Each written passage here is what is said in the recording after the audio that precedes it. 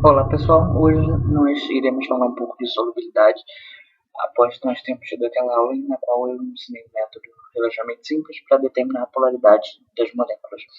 E essa aula tem que vir depois das polaridades, porque a solubilidade tem tudo a ver com polaridade, como nós vamos ver no próximo slide. Então vamos lá, você já deve ter ouvido nossa aula de química, que semelhante dissolve semelhante, ou seja, moléculas apolares dissolvem moléculas apolares e moléculas polares dissolvem moléculas polares.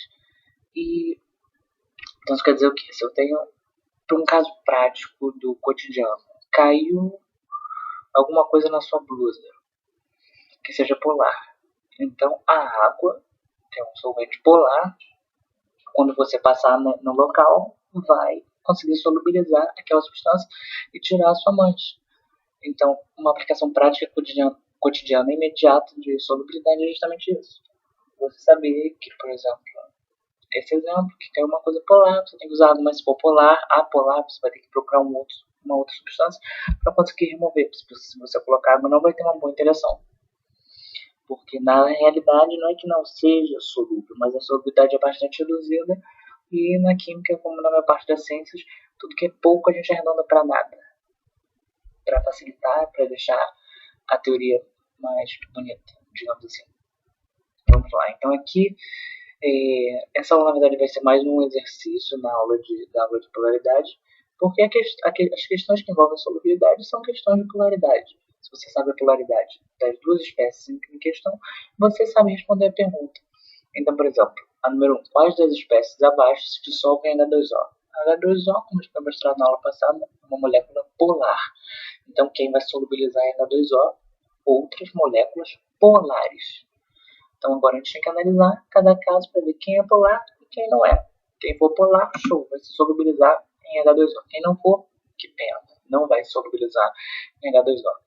Então vamos lá, o NH3, que já estava na nossa aula passada, são 3 elementos iguais para 4 próprias eletrônicas, então ele é polar. E sim, então, solubiliza em H2O. O CCl4, nós temos 4 átomos centrais para 4 duplas eletrônicas, então, número igual. Apolar não solubiliza em H2O. SO3. O SO3 é uma questão bem sensível porque é o S fazendo duas ligações, conta com o oxigênio, e depois fazendo uma negativa com cada oxigênio remanescente, o que faz com que nós tenhamos três nuvens eletrônicas com 3 átomos iguais e tornando apolar, ou seja, ele não solubiliza em H2O. O CO2, ele vai ser, vamos pensar no CO2, pensa no C no meio, 2 ligações com O de um lado, 2 ligações com O de outro lado. Então, 2 nuvens eletrônicas para 2 átomos iguais, o que torna apolar ele também não, portanto, não se solubilizará em água. Agora, número 2 é uma questão análoga ao número 1, só que ela tem uma peculiaridade em relação ao número 1, porque quais das espécies abaixo se dissolvem em CH4? CH4 é justamente uma molécula polar. Então, se não, nós estávamos procurando por moléculas polares, agora nós estamos procurando por moléculas apolares. Lembra que na aula passada eu falei que toda molécula que é constituída por 2 átomos, por exemplo, O2, 2 átomos iguais é sempre apolar. Então, O2, apolar. Então, solubiliza em CH4. Que é o nosso na verdade, metano, que é até um constituinte da gasolina. Vamos lá, PCl3. Vamos lembrar, o P é o fósforo, que está na 5A.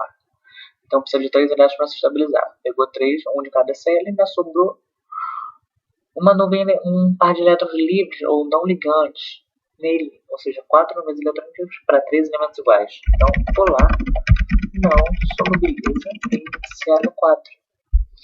BH3. O B, que é o nosso boro, ele é bem peculiar, porque, diferentemente da maior parte dos elementos, ele não precisa de 8 elétrons na sua última camada, a famosa regra do octeto, para se estabilizar. Ele precisa só de 6, e ele já tem 3, então ele precisa pegar 3.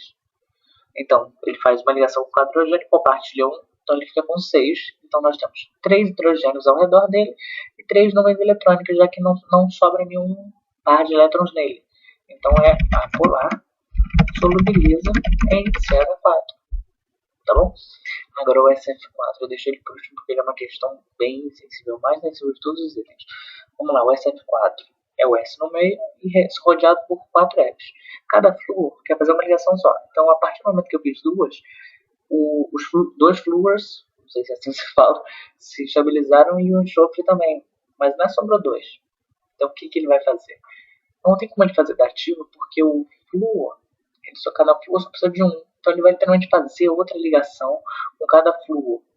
Com isso ele vai sobrar, ainda vai sobrar dois elétrons, um par de elétrons, né, livre nele.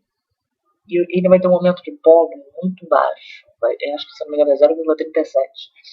Que eu nem sei a unidade, para falar a verdade. Mas é uma coisa muito baixa. Ou seja, a força do polo que ele cria é muito pouca. E a gente tem, pelo menos no ensino médio, a gente desenvolve isso aqui. E se eu tiver AX4, onde A seria o átomo central e X seria o átomo que rodeia o átomo central, se eu tiver um elemento central e 4 elementos que o rodeiam iguais, é classificado como apolar. Então ele se solubiliza em CH4. Então essa questão é sensível, mas se você usar essa filosofia do AX4, que é tudo que vocês podem usar, você vai ver que ele é apolar, embora na realidade ele tenha um momento de polar bem pequeno, mas tudo que também é pequeno eles reduzem a nada. Então, talvez até os próprios químicos mais avançados o considerem como uma molécula apolar.